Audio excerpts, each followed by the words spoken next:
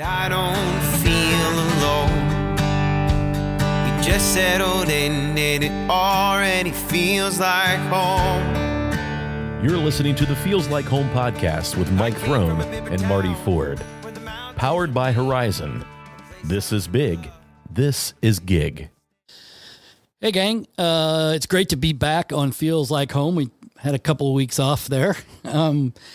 First of all, I want to say thanks for listening, and thanks for indulging us while we try to work through our own summer while we're working through everybody else's summer. This week, we have a really special discussion with Bryan Fields from the Chillicothe Antique Emporium. Some of you may know him as the paints organist. Some of you may know him as Ron and Georgia Fields' son. And some of you might also know him as the guy who runs the Antique Emporium that has quite a selection of vintage pinball games and old school video games.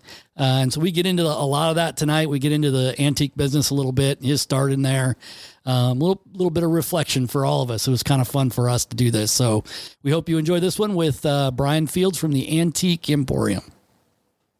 Well, I wanted to kind of have a conversation. So for those of you listening, Bryan Fields from Chillicothe Antique Emporium is with us tonight. And I wanted to have Bryan on because I think, one, he's the only guy that I've ever been able to convince to try and find me an original track and field video game. And every time I talk to him about video games, he always says, I'm still looking, but they're too expensive. Track and field, that game right now, if you get a nice looking track and field arcade game, $2,500 to $3,500. Well, that's crazy. And all the games that I got, and I have probably getting close to 30 or so arcade games, they are, every one I bought has not been working or had issues with when I bought it. So I got it cheap, and I've repaired those games and worked on for 25 years. So I got a lot of games that are now very expensive that I didn't pay nothing for, but I, worked on them myself. Right. And another friend of mine, Steve Darvinger, lives here in town. I just happened to, somebody said, have you ever had Steve come? Who's Steve? And so I got his phone number, and then next thing you know, we became friends, and Steve's like, yeah, I live here in Chillicothe, and I have a side business. I'm retired from Meade, but I repair boards out of pinball machines. Wow. And he's got a steady flow of boards from all over the United States of people that send him. I never knew this. He said, yeah, come over to my house and check it out. And I walked down the basement, and there's this row of like 11 or 12 pinballs. I'm like, oh, man, this is... Can I move in? Yeah, that's right. I love pinball machines. So if you don't know about Chillicothe Antique Emporium, it is an old-style arcade. I don't want to say old. We're not that old, are we, Bryan? I guess we are. Yeah, we're old. Yeah. Are we getting there? We're probably going to hurt when we get it from these chairs. At least have some aches and pains. But the old school video games, the Pac-Man, the Defender, and all the pinball games like he's talking about at Chillicothe Antique Emporium, right there on Main Street in Chillicothe, you can go in, bring yourself a roll of quarters, and enjoy yourself. I took my 11-year-old son in there a couple weeks ago and let him play some of these games. He's a big Xbox kid, so it was kind of an interesting. I thought he would look at it like a step down. He loved it. He thought it was the greatest thing, and he looks at it like he's playing some of the historic games that led to the stuff that he plays now. Right. And so I imagine there's a lot of that nostalgia for people that come in for. My best friend from high school, I'm still as close to him as ever. He brings his two sons in, and, Marcus is like, hey, I'm playing Space Invaders. He said, I bet I can have this game beat in 5 minutes. I'm like, you can't beat it. Yeah. What do you mean you can't beat it? How do you win? You can't beat it. I said, try it and play. So he played for a couple games on. He says, man, this thing's hard. He said, well, how do you do it? I said, well, you keep shooting, and when all the aliens are gone, more come, except this time they're a little faster and a little bit lower. And I said, eventually the game gets to where you physically cannot keep up and you lose. So whoever's got the highest score, they're the winner. They're the winner. That's right. And they keep track of that, and they have twin galaxies. that, keeps track of all the high scores on these games. And somebody out there has a high score. And one day somebody will break it.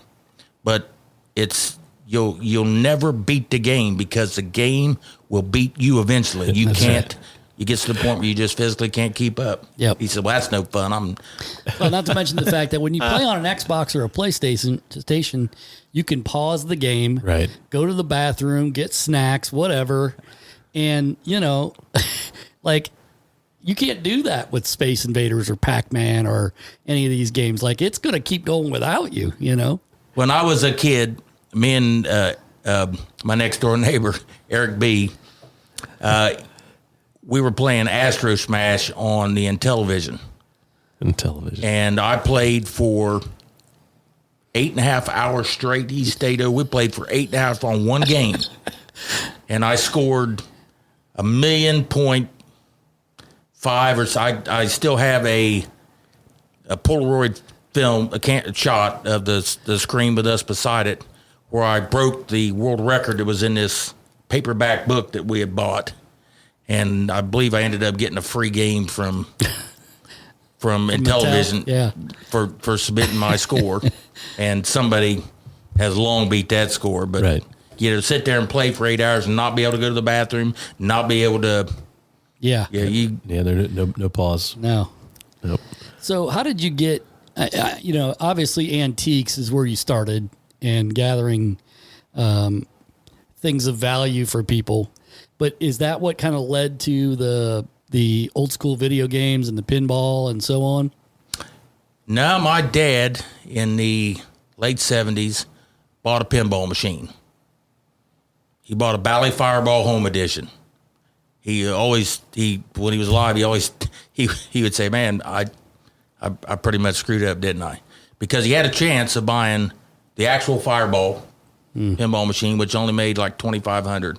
And it is the most famous pinball machine on the planet, because it had a rotating disc in the middle of it that sometimes during a game just starts spinning, and when the ball hits it, you just never know where it's going to go. It's just nothing. Yeah.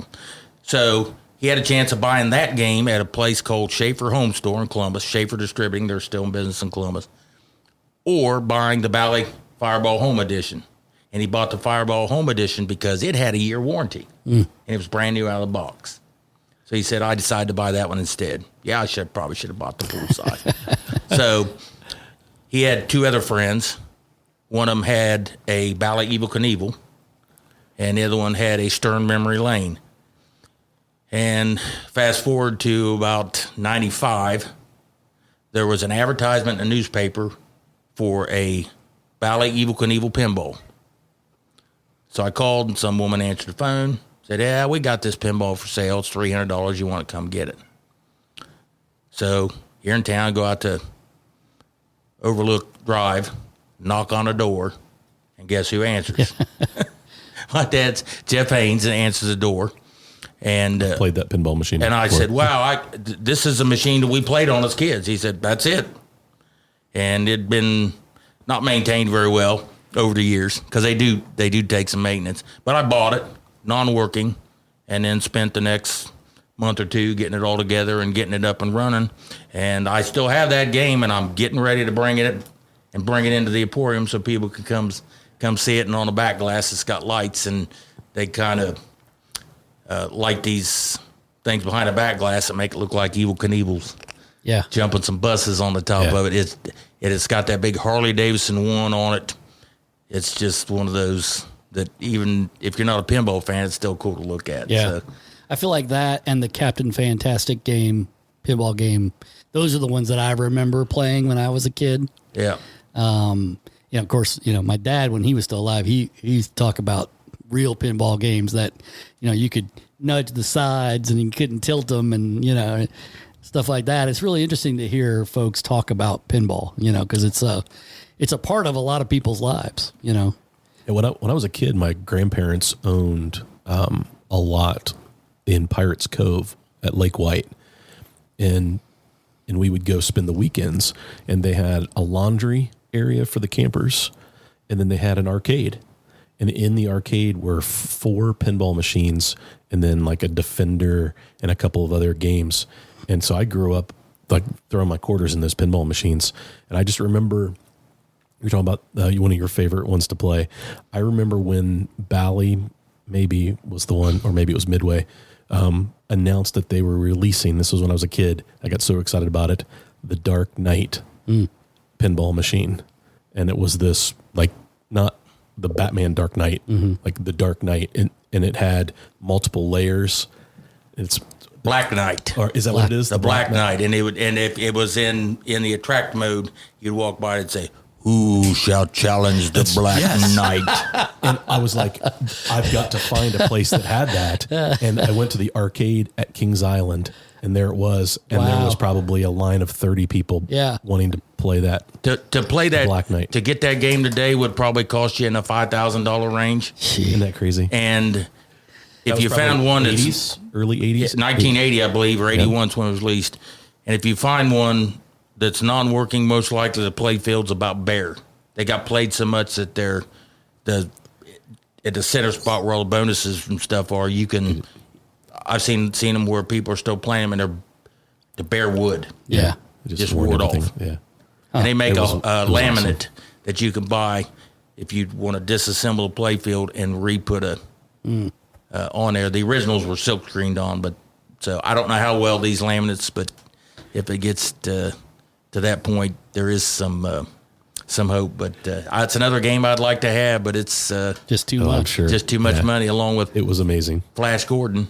Yeah, that one was another one. Yeah, I remember that. Yep. So, how many pinball games and old school video games do you have at the Emporium? Right now, let's see.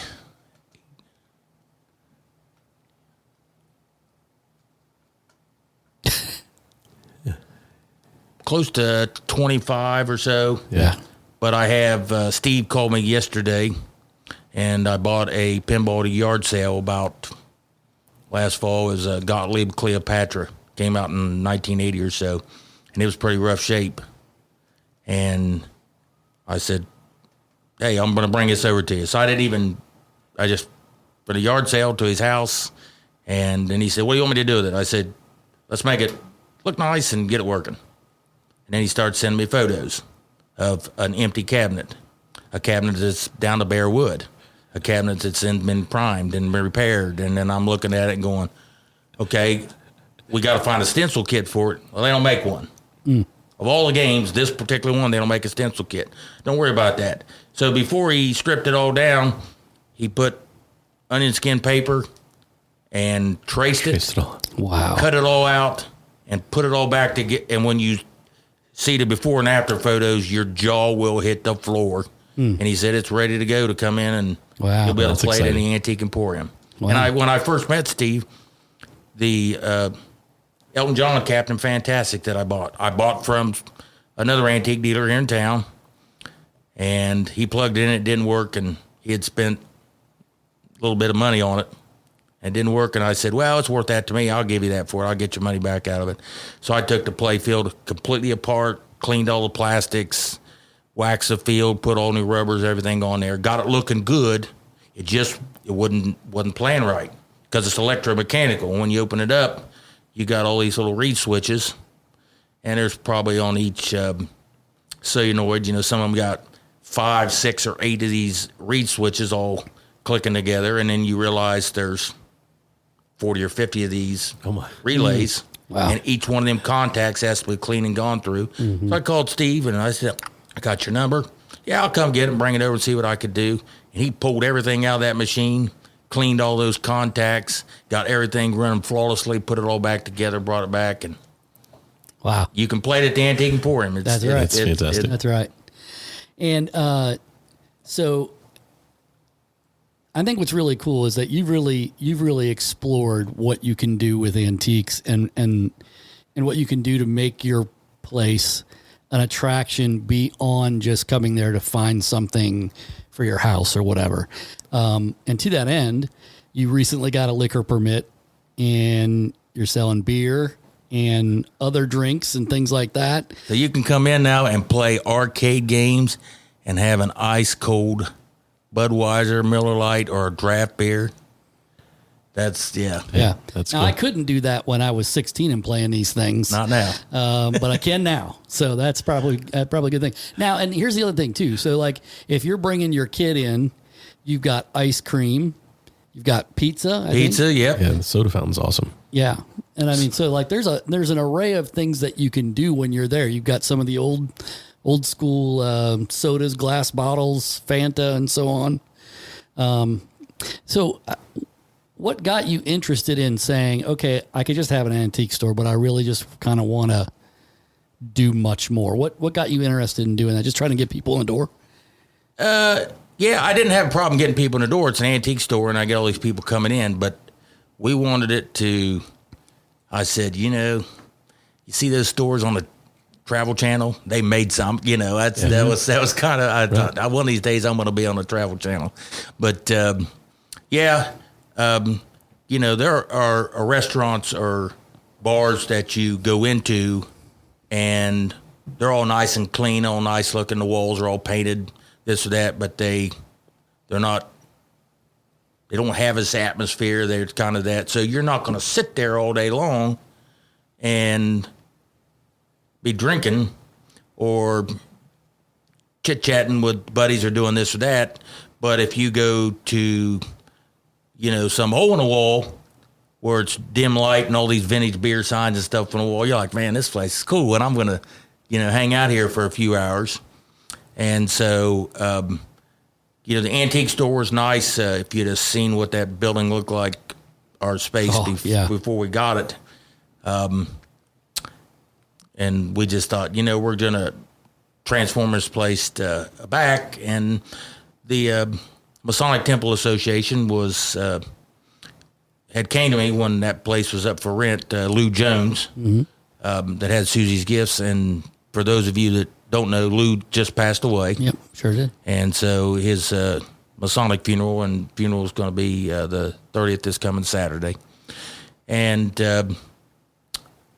when I got it, it had carpet squares on the floor that had been glued to the floor at some point over the years.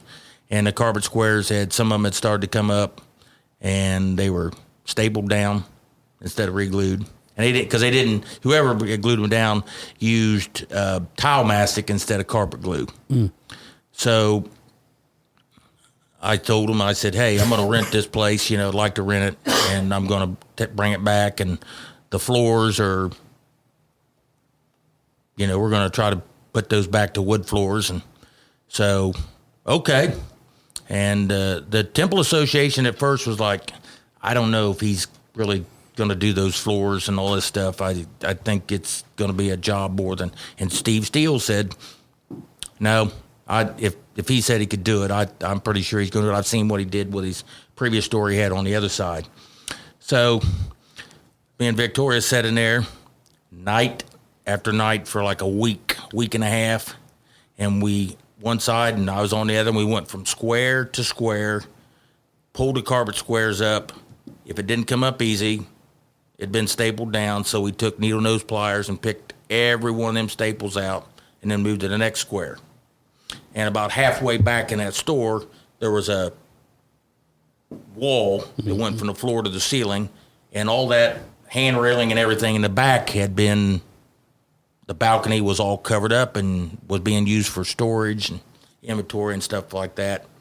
So we took that wall down, and then the floors, fortunately, the back half of behind the wall had not been really messed with. It was original flooring, and it didn't look that bad. It had some wear to it, but we cleaned it up, and still it looks like floors have been there 115 years. But after we get all the carpet up, we started calling around getting getting cost of redoing these floors, $15,000, $12,000.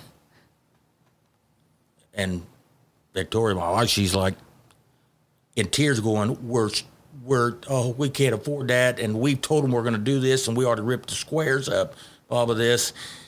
And a guy was helping me do some things. John Rulo says, I'll do the floors. We can do the floors. I said, John, we can't do the floors. He said, oh, yeah, we can do the floors.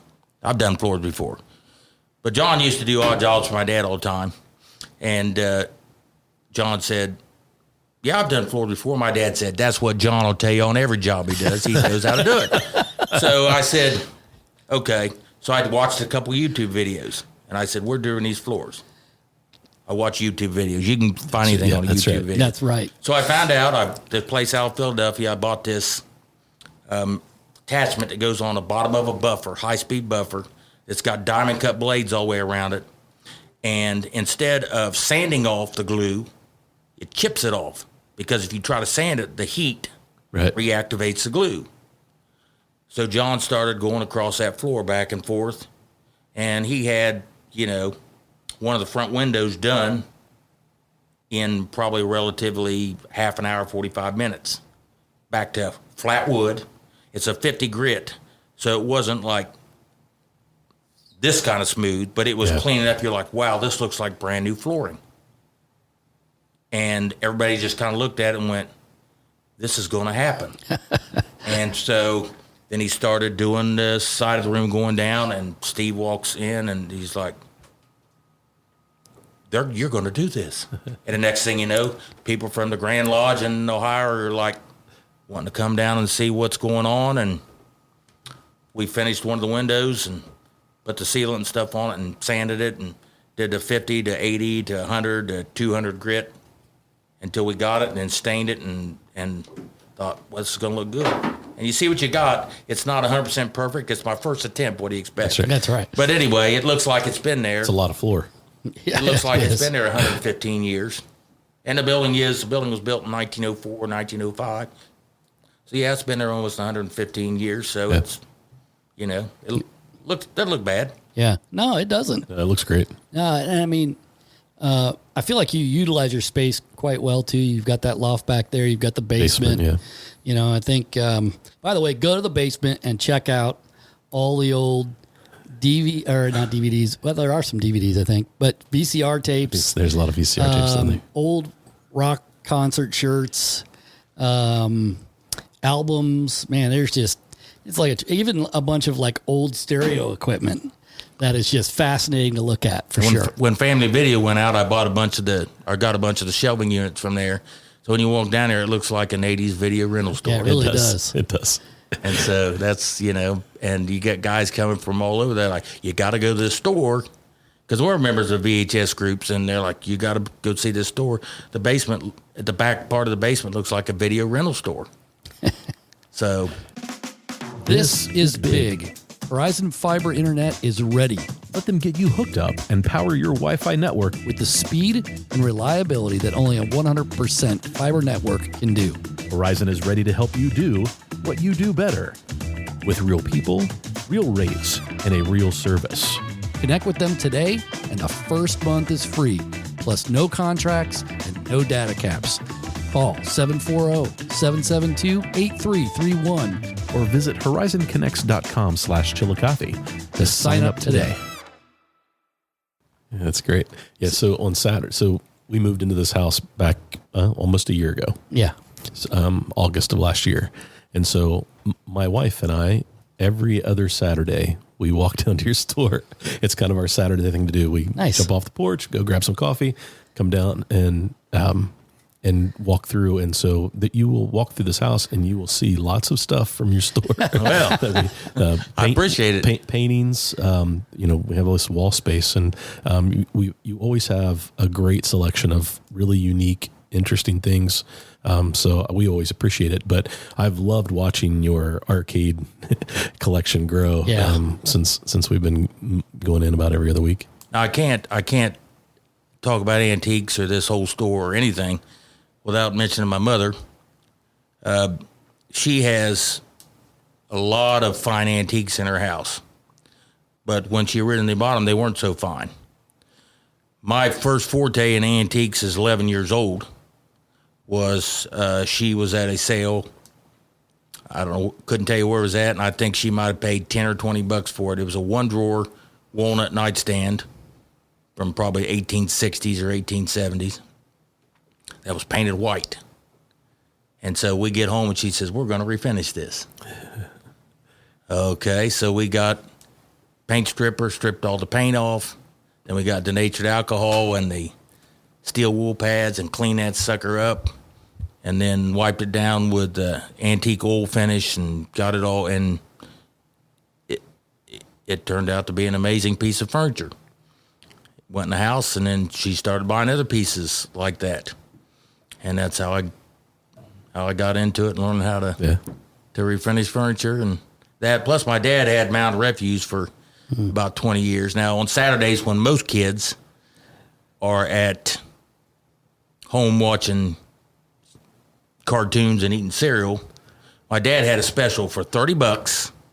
You could bring a pickup load of trash in, clean out your garage, and then dump it. And he had a transfer station with 2 big roll-off trucks, boxes that were sitting down level with the pad, so people would come and open their truck and just throw the stuff down in there.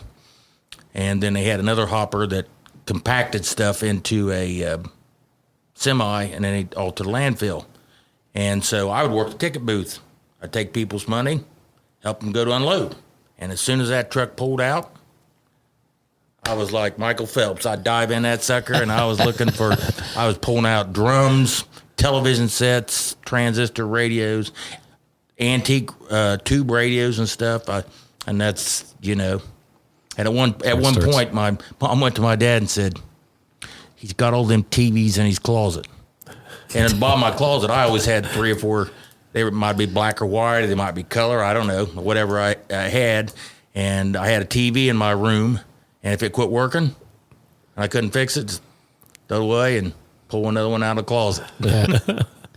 So you've always been in antiques then?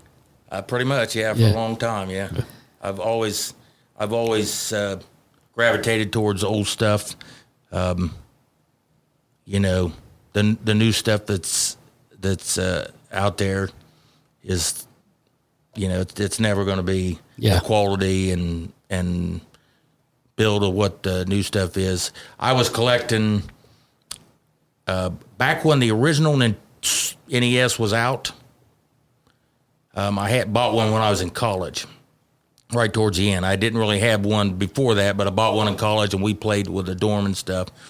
And then I kind of liked it. And then after they moved on to bigger and better things, I still liked the NES.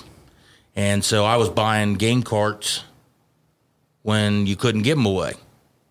And I was, anywhere I'd go, I'd look for NES carts and buy this. So I thought, you know what, I'm going to collect all 700 some games that they have for this NES system.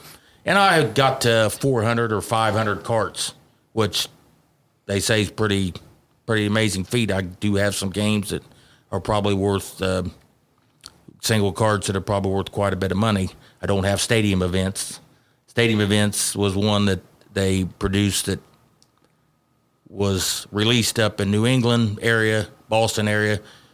I think 200 or 300 of them got shipped and released, and as soon as they hit the shelves, Nintendo bought the rights to the game, Stadium Events, and turned it in, changed the name to Track and Field, and included it in the NES system. So if you have an original Stadium Events, it's a $10,000 or $15,000, $20,000 cart, depending on the condition that it's in. Yeah. Crazy. And so it's amazing that, we before we got started, we were talking about baseball cards and things like that. And like that's had a big resurgence lately too. Now cards are becoming a big thing. Started during the pandemic, and it's kind of picked up steam a little bit. But really, like the old school video games are the same way. If I still had my druthers and I could play anything, I'd play Sega Genesis, because it's what I remember playing when I was in the dorms in college and in high school and even right out of college, And so that nostalgia for me is that controller that always seemed to bust 2 weeks after you get it. Yeah. They weren't controllers weren't absolutely made the best. And if you played enough, they got dirt and stuff down there. And I can remember playing Mortal Kombat. Finish him. That's right. And you throw him up on the ceiling and stick him with the spike sticking out of the ceiling, and he'd fall back down. And so, yeah. Oh my gosh. But going down memory lane with all these games. We're probably not alone. I mean, in all honesty, no. I mean, you probably get people all the time that come in and are like, man, I haven't seen this game or this pinball since I was a kid. Or, Yeah, and I do. And there are still, I'm trying to get together a pinball tournament. And if I'm going to do one, it's going to be sanctioned. Mm-hmm. And if it's sanctioned, that's big time. And there will be people from Michigan, Indiana, Cleveland area, Youngstown, West Virginia, Kentucky, that'll come and play in this tournament. And the reason is because a sanctioned tournament, just for showing up and entering, you get so many points. And everybody is trying to make it to Las Vegas for the World Championships. So it would be nice to be able to have a pinball tournament one weekend where you have all these people coming into town and having this. And the nice thing about that too is you can like up north they have a pinball expo and people will bring machines to the expo. So they say it costs $25 to get in. But if you bring a machine for the weekend, you get in for free. So then somebody brings a machine and sets it up, and you can play it. So you'll have guys that'll show up with a full pinball machine ready to go and get it all set up and let you play for the weekend. Wow. And that way, there's 30 or 40 games for you to Yeah, that's awesome. That's pretty amazing to even think about. to play on. But right as of now, just pinball machines. So I got 6, 7 at the shop that are functioning, ready to go. And Cleopatra would be 8. And then I have Evil Knievel at home. That's 9, and it's working. Then I have another one at Gottlieb Big House. That's really cool. It's working. And I have 2 other machines at the store that need to be gone through and restored, and I'm going to let Steve do those.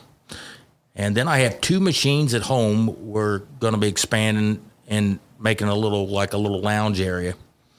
But I have these 2 cocktail tables. You know the Pac-Mans that you used to, and Miss Pac-Man, you see a Pizza Hut, you can sit both ends. Yep. That's exactly what I was going to say. Every Pizza Hut seemed to have one, right? So, but I happen to have 2 cocktail table pinball machines, fully working pinball machines that are the size of that. You can sit there, you can set your drinks on them. If a drink spills, they're sealed on the top. But hey, there's a quarter slot and you put it in, the ball kicks out, and you can sit there and play cool. pinball. It's I don't think I've ever amazing. seen one of those. Well, they started out as an advertising device. A company out of Florida started making them that was making arcade games. And they weren't as well known as Bally or Williams, but they started making these pinball machines. And the first ones had like an advertisement on the playfield. It was Black Velvet whiskey, and it was done up and had black velvet. Really didn't take off very well. And then they started making some other ones, and they really didn't take off well either because they thought, well, we'll get rid of the advertisement and just make them. They still didn't take off. So a lot of those sit-down cocktail tables, less than 1,000 of those machines were ever made, and they made them for a number of years, probably 5 or 6 years tops. And then they said, this is no good. So they got out of the business and continued to make the full-size pinballs. But the one I have is a sharpshooter. That's a name of the game. And it's a cool pinball, has all these targets and stuff. And the other one I have is a Roy Clark, the Entertainer. Yeah. Roy Clark from Hee Haw. Yeah. And I bought that at from some ladies in Columbus that were moving to Tennessee and didn't have one to take it with it. And so I load the pinball machine out of the basement. Friends helped me, and she says, would you guys like a glass of water? Because it was like 90 degrees out. Yeah, that'd be great, thanks. And so they go get us some water, and we're sitting there drinking water in the kitchen. She says, oh, wait a minute, I got something for you. I'll be right back. So she comes back. She says, well, you might as well have the photo, too. And I'm like, what photo? And she hands me this photograph that is autographed by the entire cast of Hee Haw. Oh, boy. I'm like, where'd you get this from? She goes, well, the guy that owned this before he sold it to us bought this game brand new. It had never been out on a route anywhere. It's for home use only. And he wrote Roy Clark a letter and said, hey, I got your pinball machine. Would you autograph a photo and send it to me? And he did. Sent him an entire autograph cast of Hee Haw. That's fantastic. And so that photo is still at home on the wall beside the pinball machine. So when I bring it to the Emporium for the lounge area, That's right. I'll probably attach it to the wall so you can. Yeah, that's cool. You know, it's a story, as Mike Wolf always says. Yeah. About a lot of this stuff. It's the story. Mm-hmm. You know, because I enjoy telling that story, and the other people are going to. You won't believe that picture. He got that signed, and this, you know, and that's part of the story. Doesn't have any value to it, as far as the item goes, because you can't. You know, a lot of times the story's hard to prove or this or that, but you got to buy into the story and believe it. And if you can believe and buy into the story, that's Yeah. and every one of those items, ones you bought or somebody else bought in the store, all those items have some kind of story to them, and they're still waiting for somebody else to continue the next chapter in their home, or you know. Yeah. So that's what I love about this business. Well, and what I love about going to your place with my son is he loves baseball, but he doesn't know a lot about the players that I watched growing up, or that even I didn't get a chance to see, but I studied when I was a kid. And I learned through my dad. He goes with me and he says, so who's this guy on this front of this magazine, or who's this poster of? And I start, talking.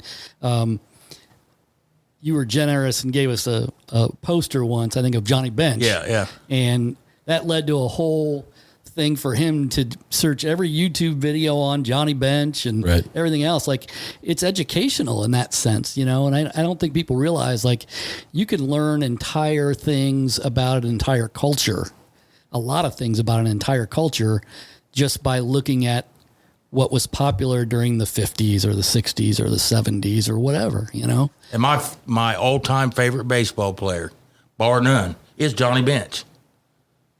I don't really think you can argue somebody else's case. He's the greatest catcher to ever squat behind home plate, bar none. But I became a Johnny Bench fan.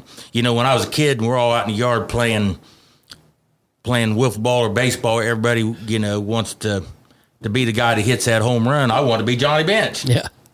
And Johnny Bench has a story with him.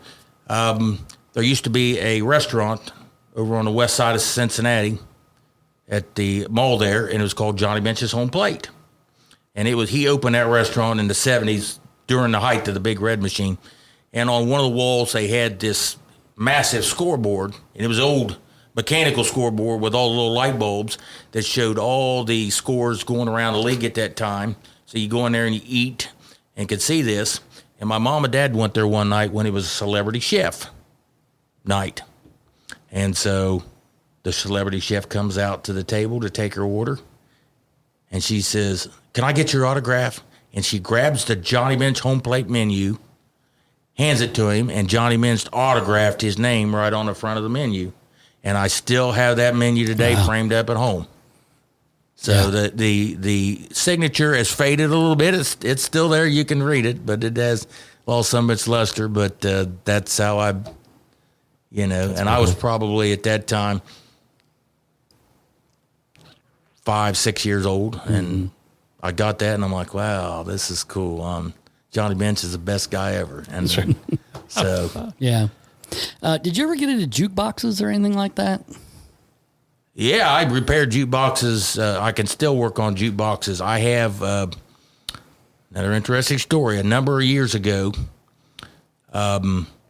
Richard Chamus called me up. A lot of people may know Richard, and from the Cross Keys, and he's since passed. But he called me and said, "Hey, I want to get a CD player installed in my car because I had a car audio business."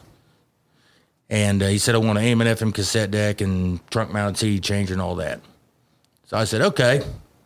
And so I gave him a price on it. He said, "Well, see, I really wasn't wanting to pay for it because he was always a wheeler and a dealer just like myself."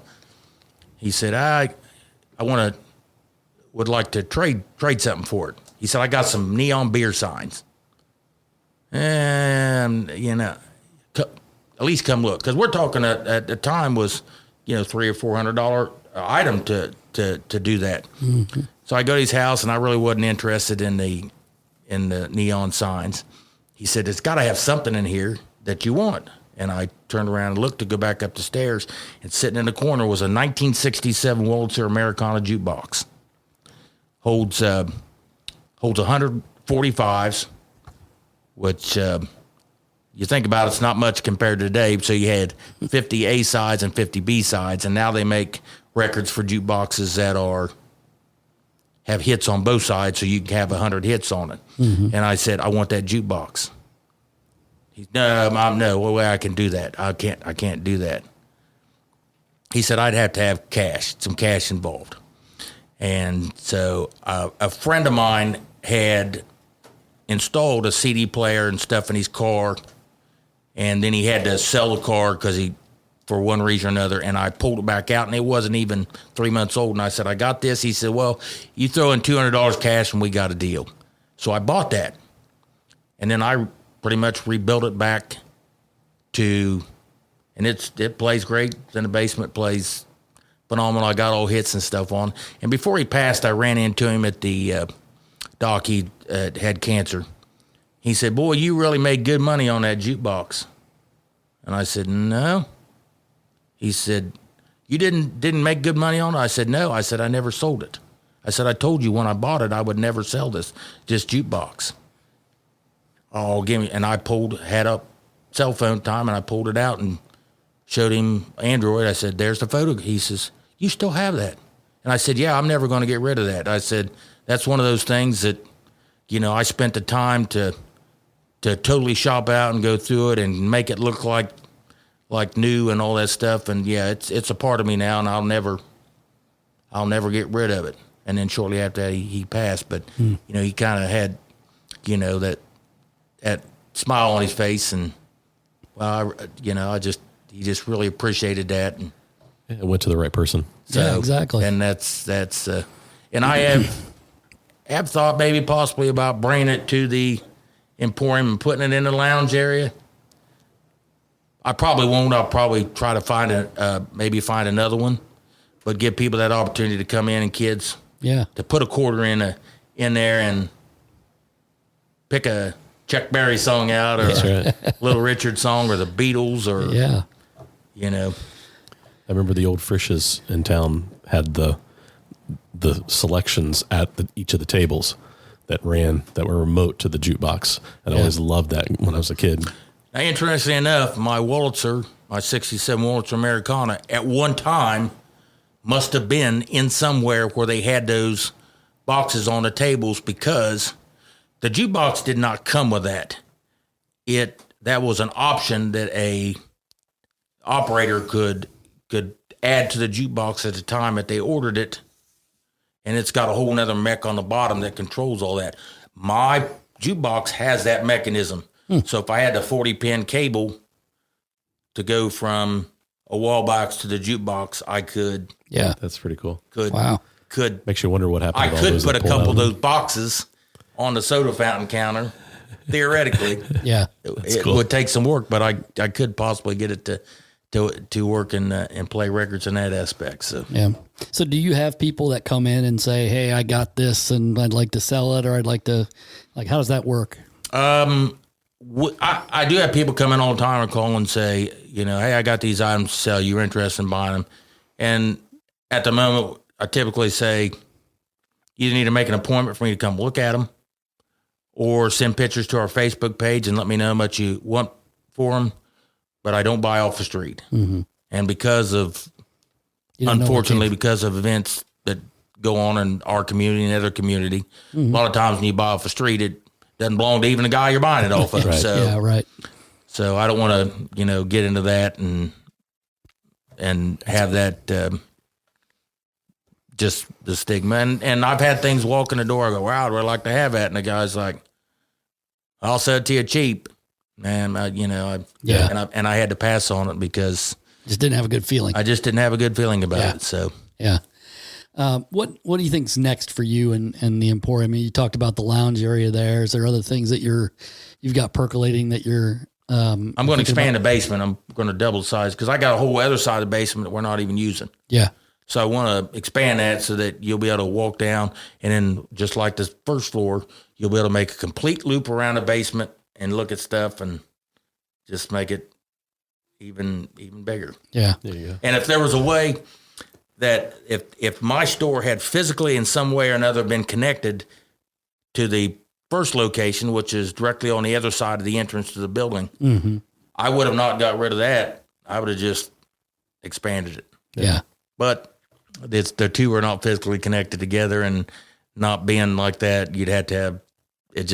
It was a logistical, but Yeah. Couldn't make that happen. couldn't make that happen. But I would have loved to have made that happen. But yeah, we're going to expand and have a lounge area. That way you can come in and not only sit at the counter, but, sit down, relax, and have a drink. And hopefully we're going to have a little seating area outside, kind of similar to what our kitchen had, not quite as big, but, I like the idea of being able to have a Budweiser sitting outside on a sidewalk on Main Street, USA, in the evening and watching the cars go by. I don't know if you can get in a country where we have all these rights, I don't know if you can get more American than that, to be sitting there and while your kids are in there playing arcade games and you're sitting out on there with the wife, and it's a cool fall, and just watching the traffic go by and looking at the Carlisle building all lit up and the courthouse. To me, that's pretty amazing. And that's why I live in Chillicothe. So I have for most of my life. Well, we're glad you do. Yeah. Because I think, like I said, and I think we both have said, like, I love the idea that I can go someplace and play Defender and tell my son, like, you play Fortnite, but this was my Fortnite when I was your age. Like, it's pretty amazing to play Defender for hours. Oh my goodness! I got that game. You can come in there and I've already spent some quarters in that. Yeah. And that game, of all the arcade games I have in there, to get that game working was an absolute. It was a nightmare. and the reason I got that game was I bid on it sight unseen at an auction, and I put a minimum bid of $200 in. Was at another sale over in Dayton, bidding on another arcade game, ready, and I got that game, got ready to come home, and they called me. Hey, you won that game for $125. Oh, cool. I said, I'm within 15, 20 miles from here. I'll just swing by and pick it up and do that. So I go there to pick it up, and it's in this barn, and oh my God. And I open the back of it, and I'm like, oh no, what am I? This was not good. Then it became a challenge. So right? then I brought it home, cleaned everything out, got it all cleaned up. The monitor in that game had dust and dirt on it, every bit of a half an inch thick. And so I basically just took the whole monitor as a whole out onto the sidewalk, sprayed it down with Awesome, let it soak for about 30 seconds, and then poured fresh water on it. And you could just see the dirt come off. And after a couple of treatments of that, it looked like it was new. Yeah. So I had to order a recap kit for it. And so I ordered a kit to put new capacitors and stuff on and rebuild the monitor. It'd take 3 or 4 days to get it. So I set the monitor off to the side to let it dry out. Got the monitor rebuilt. And that was not the first. That was the first attempt. It took me 3 or 4 attempts to get the monitor even working, but now it works good. I sent the boards off to a place over in Mount Vernon, Missouri. Eldorado Games. If you need an arcade board fixed, that's the place to send it to. John over there, he does great work, and they're pretty back, and he fixes all these old. So I sent it over to him. He sent it back to me working. Got it put in. It played for 15 minutes and quit. So I sent it back to him again. Played for a half an hour after he's had it on the bench, running for a week. Played for me for a half an hour and then quit. And I sent it to him 3 times before he finally got the thing to work. And you say, well, he's not very good then. Well, with this old electronics. That's right. First off, the dust, and it doesn't matter how good it's made, the dust and the dirt and the cigarette smoke and nicotine all make a layer that acts as an insulation. So those electronics are cooking. Yep. And they're not made to the same quality as they are today. So even though once you get them all cleaned up, if a component's weak and you replace all the caps and now it's getting the proper voltages and stuff like that, it's going to work. But any weak link is just going to... Yeah. Could So fail. it took 3 or 4 attempts to get all the bad components that were on the verge of crashing to get it to work correctly and put it in there. But it's you've seen it. Yeah. It's Yeah, it's great. It's great. It plays good. It plays good. It's not well. It looks good. The overlay on the control panel is made out of aluminum. The original one was plastic, but they made aftermarkets, and this one was aluminum. And the reason that they this one probably had an aluminum one on it. So you're in a bar, you're drinking, you're smoking a cigarette, and you're playing this game. What's your first thing you're going to do? You're going to set your cigarette down right on that flat surface area, and it's going to eventually burn because you're playing that game. Yep. And then leave a burn mark on the plastic. Yep. So this aluminum one has 2 areas on it, 2 little silver squares with a symbol that says "Put your cigarette here." Oh, wow. So it's that way. It's not going to damage. And I have an original overlay to put on there. I thought, you know what, I'm not going to do that. I'm just going to leave that one on there. And I got the other one if I ever decided to sell it and somebody wanted original, but just that overlay and the whole story behind that game and what it took for me to get it Right. for you to be able to play it 40 years later, I thought was pretty amazing. Yeah, that's awesome. That's pretty cool. That's pretty cool. Well, Bryan, I really want to thank you for coming in. Tell everybody where you're at, your hours and everything. I forgot to do that at the beginning. So Chillicothe Antique Emporium, 59 East Main Street. We're in the bottom of the Masonic Building, right across from Horizon Phone Company. If you're standing in Horizon's Phone Company looking on the other side of the street, you're looking square at me. We're easy to find. On Mondays, we're closed. Let me repeat that. We are closed on Mondays. If you beat on the door for a half an hour because we're in there working to make a better experience, we're not going to answer the door. We're closed on Mondays. But Tuesdays and Wednesdays, we're open from 10 to 5, and Thursdays, Fridays, and Saturdays, we are now open late, so we're open from 10 to 9 p.m., so you can come in the evening after work and play arcade games and have some pizza and do all that. And if it gets busy, we may start staying up until 10 o'clock. We're still in the figuring that out stage.